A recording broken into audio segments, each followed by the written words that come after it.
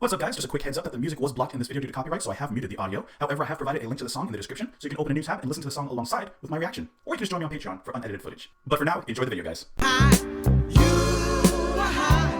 Okay. I had to figure out the volumes for everything. Am I too high up? I'm like hitting the... Hold on, I need to raise it or back it up, I guess.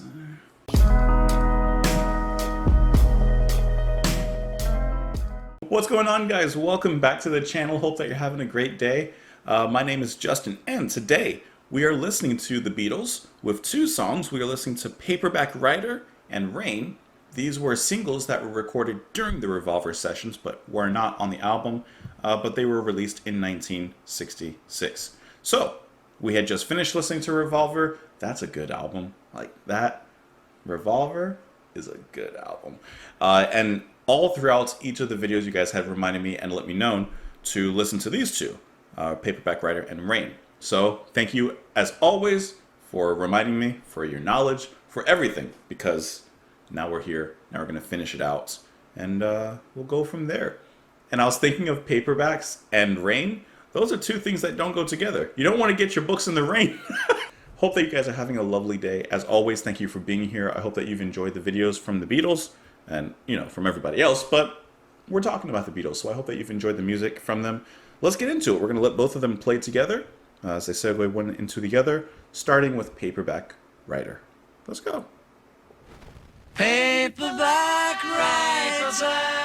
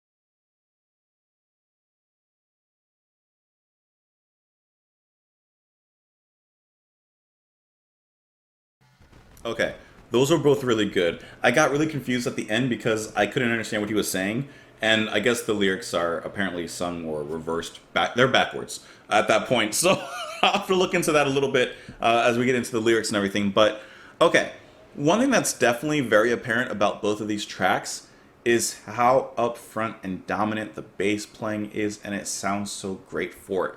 Because the soundscape of both of these tracks really are the bass is kind of like that underlying heartbeat, the pulse of the song. The drumming is that deep foundation, and then the textures from the guitar kind of fill in the spaces with it. But I just really like how strong the bass is throughout both of these songs. You know, it just kind of leads them, and it just feels very good.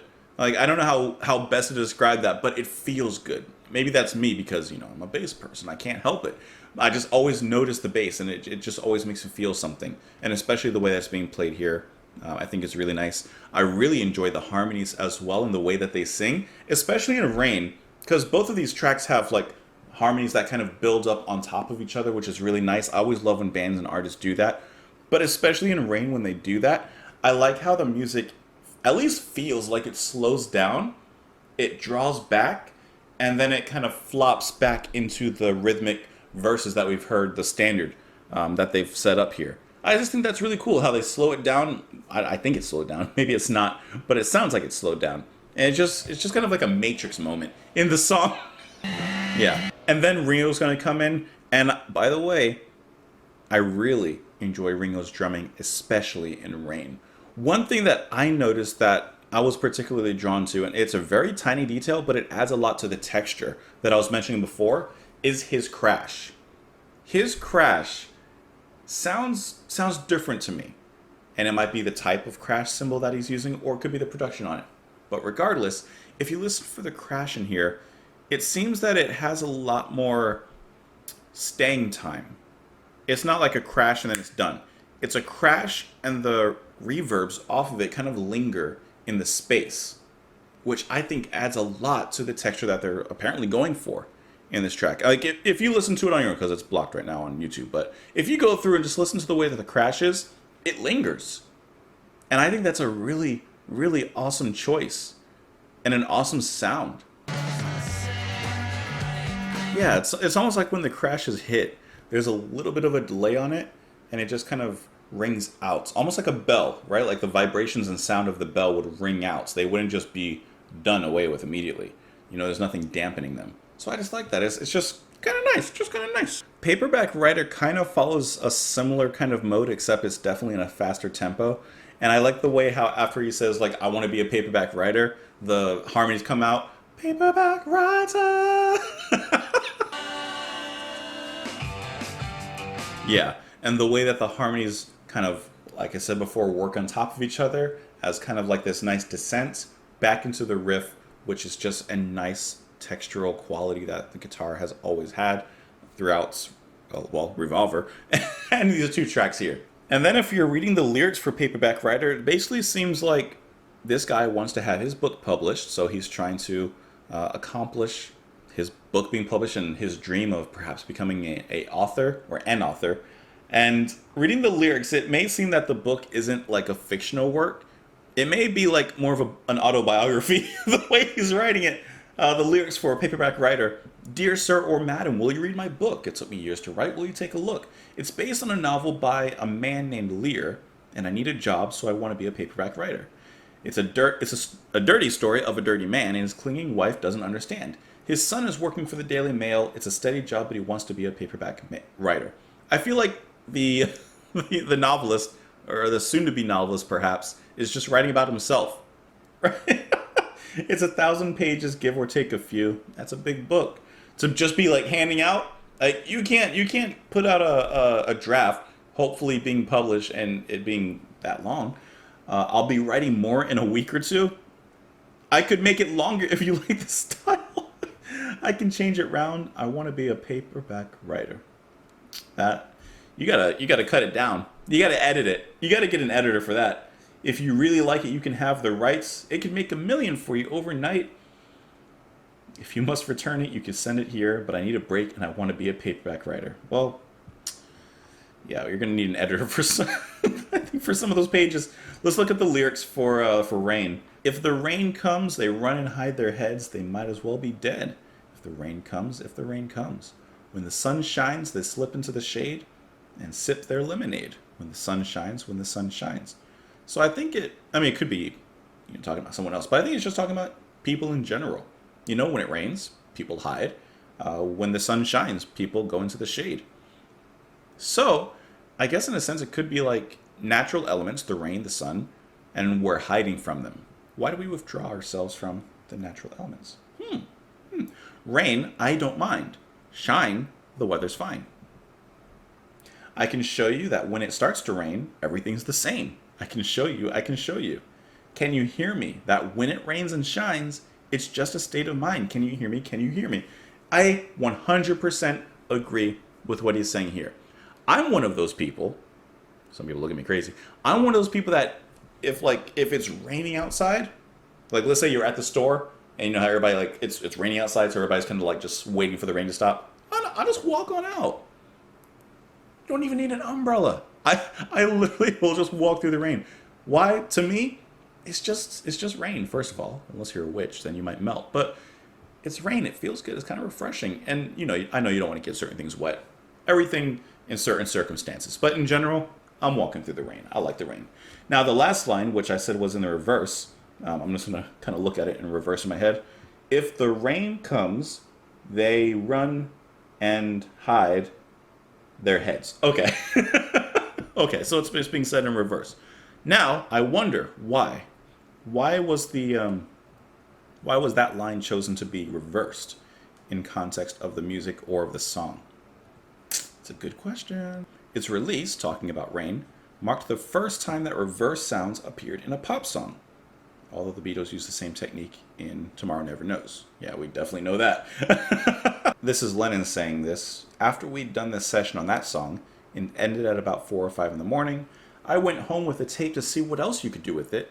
I was sort of very stoned and tired, not knowing what I was doing, and I just happened to put it on my own tape recorder and it came out backwards. I liked it better, so that's how it happened. Okay, that's all the explanation. There's no mystery or context deeper into the story or deeper into the lyrics. He was just a little out of it. He said, you know what? That sounds a little bit better. Sometimes it's all about those happy accidents. And what a happy accident that one was. Let me know what you guys thought of the songs. You could join me on Twitter in the comments below, on Patreon if you'd like to support, or if you just wanted to watch this without the music being muted, you can go there as well. But for now, I hope that you have a great day. Thank you so much for being with me, for listening to the music, for going through the album with me. And I'll talk to you tomorrow. Bye.